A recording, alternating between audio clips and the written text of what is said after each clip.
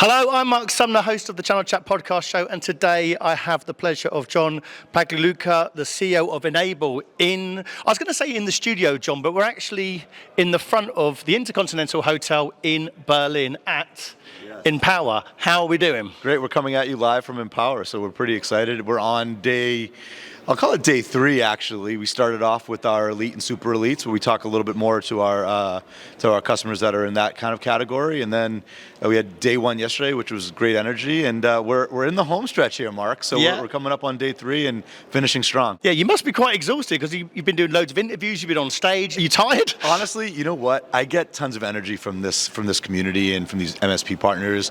We have resellers here, managed service providers. We have actually users here, distributors from all over the globe. We have, I believe, 39 countries represented. And honestly, I'm an extrovert at heart.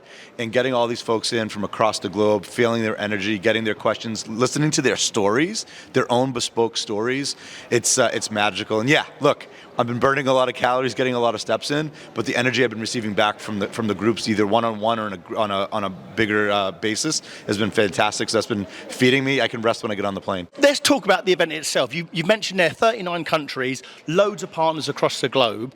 What is the ROI on an event like this for Enable itself? Well, look, a couple of things. We have all these partners. We have, I think about 500 attendees, and so it's a couple of different ways, right? Number one, it's by in a more direct way. We know when they're here, a partner understands our roadmap. We can listen to their concerns. We can listen to what their needs are, and we have a better chance of retaining those customers. So our retention, frankly, is stronger when folks attend the events. It's a great opportunity for them to understand the power of the platform, this whole Enable platform, and frankly, it's a good likelihood that they're going to go expand on that. So we'll get some expand, but I'd say more importantly, there's more of this indirect ROI where we're really learning from the customer, and we have, I think, about over 60 or so of our Enableites here, and my lesson or my ask of them was, hey, you're here to learn, and you're here to have some fun, but really to learn and ask questions. And the best way to learn is use these and not so much of this, and ask the customers some good questions, learn what their needs are, and then bring that back. And that will be incorporated into our roadmaps, into our future products, how we engage with the customer, how we put better events like this so that we can help move their journey forward. So the ROI comes a lot in direct and indirect ways. Yeah, and the feedback you've been getting from the event. Now, I'll give you kudos, John, because I mentioned this to a couple of people already. The event's been brilliant. It really, really has. But normally when I've gone to a vendor event, they're normally telling and selling. They're trying to sell their products. They're putting it out there. You have built a community, and I will say that you really have built a community, because there's lots of people in the room sharing best practices, sharing learnings, collaborating in a sort of anti-competitive way, which I didn't think you'd normally see at conferences. Has that been intentional from you, or is it just potluck, John, how you've done that? Intentional from day one. It's been our mission for 20 years. And look, we believe in the partnership word. We believe that if we can educate this managed service provider industry and the channel overall, and lift the community, lift the intelligence, help them with their commercial acumen, that it's better for the industry, it's better for managed service providers, it's better for small, medium enterprise that they're servicing. And that trickles down to vendors like Enable. So we believe in the long game. We believe in partnership. So everything from our agenda to who is speaking at the event, to how we actually pull together folks socially, has been very much an explicit design with the partner in mind. The agenda is formed from our partners. We ask them what they want to talk about. And I would challenge you, bring the MSPs into the seat, I'm sure you have, and they'll tell you the topics are the topics that they want to talk about, things that are pertinent to their business now. And when they get there, when they open that door to one of the breakout sections, guess what they find? They don't find an Enable person telling them what to do or buy a product. They see their peers on stage, someone that might have been in the same seat as they are 2 years ahead, or maybe in the same spot right now, so they can help move their agenda forward. So it's very much a peer-to-peer type of environment, and that's been by design. It starts with partnership, and it really focuses on that long-term growth of these MSPs. One line that stuck with me yesterday was, there's no competition in the room, the competition is outside. So are you seeing increased collaboration as a result of being part of this Enable ecosystem? One of the nice byproducts, and they both happen organically and a little bit through our nurturing sometimes, are peer-to-peer type of groups. So inevitably what happens is, I think we've got a couple of dozen MSP partners from Australia, and now they've been coming to the events for 3 or 4 years, and they've built a tight network, right? And they actually know each other even when they go back. It was two MSPs that we were talking to from Perth. They're both from Perth in Australia, and they didn't really know each other existed until they came to an event at an Enable event thousands of miles away. But now when they go back, they keep in touch and they share business practices, they share some challenges. And so some of this is an organic type of growth. And then what we also do is we ask if folks want to raise their hand and be part of a peer mentorship group. Because what we tell folks, we can help advise MSPs, we can provide you the tools, provide you some of the business know-how, but we haven't really walked a mile in your shoes. So let's put you with other folks that have walked a mile in those same shoes to move your agenda forward. So that's really what it's all about. And so I'd say it happens both organically and inorganically, these peer mentorship type of, or peer groups that kind of spawn out of these events. I've bumped into loads and loads of CEOs, C-suite executives from around the globe the last few days. Many people have probably tried to get your attention, John, but the feedback you've been getting, what's been the common theme that you've been getting, or the common challenge you've been seeing from the conversations that you've been having over the last few days? Oh, geez. So maybe I'll split it up a little bit, right? And so I find people very much with a general sense of optimism. They've been really positive. I think they're really positive on our roadmaps. I think they love the vision that we're pushing the company in. Many grabbed me in various different spots in the facility, some in the sauna. That was brilliant. True story. And thanked me for helping them disrupt their own business and transform their business to, whether in this particular case, to be more security forward, as an example. Yeah. So I'd say that it's been overall very positive. The challenges, look, it's the same challenges that face us. What I tell folks is the verbs remain the same. The nouns keep changing, right? So the verbs are all about standardizing, automating, augmenting. The verbs are all about hiring talent and retaining talent. It's all about acquiring new customers.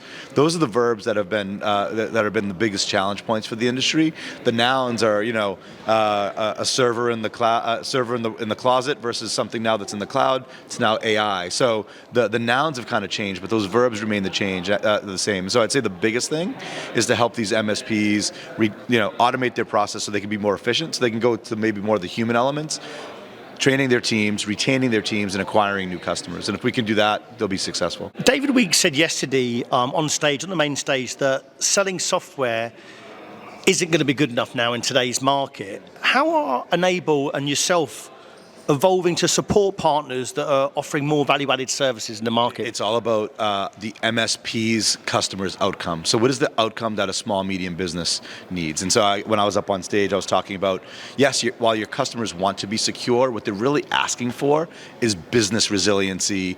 And that's what they're really looking for, is this kind of like cyber resiliency, but more specifically business resiliency. So for example, if it's a flood, if it's a fire, if it's friendly fire by an employee who by accident deleted a bunch of data, or if it's by one of a threat actors that might have bricked somebody's data or encrypted their data via a ransomware attack, the customer is looking for business continuity. And that's where the mindset needs to go from protect to more resilience. And so what Enable is really trying to do is educate them, giving them all the tools in an efficient way that they can drive that more of the cyber resiliency part, but also help with education. We provide a lot of education, a lot of collateral, a lot of workshops to help the MSP tell that story. So the bigger bit, if an MSP can walk into an accounting office or a law firm and start talking about the business outcome, Mr. or Miss Business Owner, how can I help you? What are you challenged with? Oh, getting your data safe? Okay, we can help with that. But how about organizing your data, pushing all your data from SaaS applications, different applications, putting that in a data lake, give you the BI that you need to do your business better? Would that help? Once they're having that type of conversations and customer outcome conversations, now they've gone from being someone who's in the wiring closet to someone that can be in the boardroom helping them with their trusted advisor and moving their business forward. That's the goal. When they do that, their margins are better as well. Yeah, absolutely. Yesterday we talked about in the feedback session about maybe the winners and losers in this MSP market, the people that are going to do well and not do well. What do you think is the biggest blocker for MSPs trying to grow? Because some of the conversations I've heard around, a £5 million MSP trying to be a £30 million MSP, what's the blocker to doing that growth? The hamster wheel. And so what I tell people a lot of the time is, if you're not spending enough of your time working on the business because you're spending all of your time in the business, you're never going to get off that hamster wheel. And so I'll give you an example just so the folks at home can take it back. So in the business, you're putting out a client fire. You're dealing with the customer retention bit. You yourself are maybe putting out tickets, right? You're in the business yourself. You need to zoom out and find enough time in the quarter, in the year, to say, okay, what do I need to fundamentally change about my business? And I go back to the focus, right? So if they focus in on, okay, what is my go-to-market focus? What can I do? Maybe I need to augment, bring in someone from the outside. And so if the MSP is spending 90% of their time, 100% of their time, 85% of their time doing in the business type of tactics, and not spending enough time zooming back out on the business, they'll be stuck in the hamster wheel and they'll never be able to get to the next inflection point. You talked about automation there and AI. Yep. That's obviously going to help MSPs hopefully sort of scale. Is there a danger that they're going to lose the personal touch as well, though? So where do you see the blockers with that? I mean, so AI should reduce the amount of mundane tasks that the MSPs need to do that weren't really human touch anyway. Actually, it's actually the opposite. What AI should allow folks to do is to be able to have the next level of service. So if you think about the world and everything that MSPs need to do, some of the things are transactional, meaning that password reset, helping with a refresh of a server, a user is stuck, right? Those are transactional. And AI should help alleviate the dependency on humans for the transactional, to give them the time.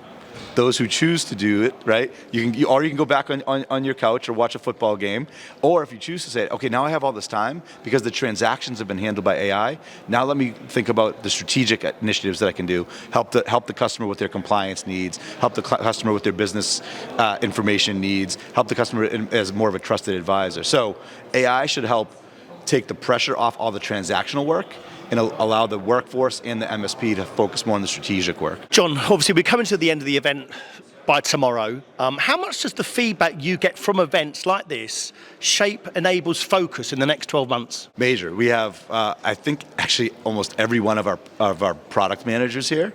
Really? Oh yeah. Look, it's a bargain from that point of view, right? We have 500 participants willing and able, I guess, to provide feedback on the roadmap. So we shared all of our product roadmaps, what's coming in 25, what's actually been delivered. Hey, did that hit the mark? Didn't hit the mark? What else do you want to see? We take all of that feedback and we'll go right back to the drawing board when we go back to our offices next week and say, okay, what have we heard? What did we learn? How do we apply our learnings to our roadmaps, to everything from our products to how we sell and to even how they're being supported? So this is a leapfrogging or an acceleration on our learnings here as well. From your story yesterday around what was going to happen in the market, what's going to happen for MSPs, what's going to happen in 2025, what's one bit of advice that you would give an MSP that they could implement today in their business to help them succeed in 2025? Look, I was on stage and I always talk about my triangle, and I really think it's the best framework for any MSP, wherever they are on their journey, regardless of their size, to pressure test their triangle. So what is that pressure testing? What is the triangle? It's where are we, and it's a journey.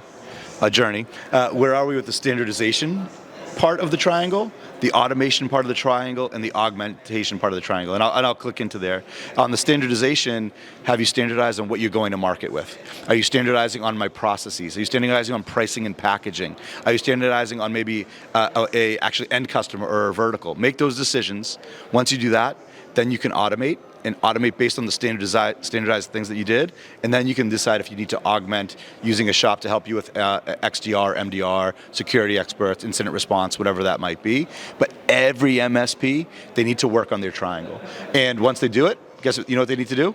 Go back onto that triangle, because the ones that use it, look, the difference between an MSP that's embracing that triangle, that framework, they're at 20%, 30% EBITDA. I see it, I talk to them, they standardized, they've automated, they've augmented. The ones that haven't done any of the bits, they're break even, maybe making single digit profit. So it's as simple as that, but it's a repetitive process. It's not a magic pill that they can take and have that EBITDA happen. It's the habits, the little habits of excellence that they need to make, and then continue to refine that triangle. So work on that triangle, write it down. What are we doing to standardize? What is our standardization process? What are we doing to automate today and tomorrow? How are we thinking about augmentation? And it's not just about your tech stack. It's about your business process. It's about the way you think about the market. It's about your marketing. It's a full business prism that they need to apply that framework to. Absolutely. Final question, John. It was announced this morning that the Empower 2026 next year will be in Florida, which is pretty popular by most people. That was a good choice of location. For the 25,000 customers that you've got, and there's circa 500 delegates here, if one of those customers was thinking about coming to the event next year but haven't even know what the event was about, or hasn't been invited, or hasn't come to an event, what would be the one thing you'd say to them? Say, this is why you should book the flight, this is why you should come. The one thing I would say to them is go talk to someone who came this year, because it doesn't matter what I say. It matters that we have these MSPs from nearly 40 countries here that have been coming back year after year. And but to answer a little bit more specifically, it's the learnings from the peer-to-peer. I opened my talk saying, hey, in this room, there's 500 consultants that know your business, that have been where you are 2 years ago, 5 years ago, 10 years ago, and the consultants are all here for free, is what I told them, right? So come in, you learn from each other, you understand what's going on from the best practices across some of the best MSPs across the globe.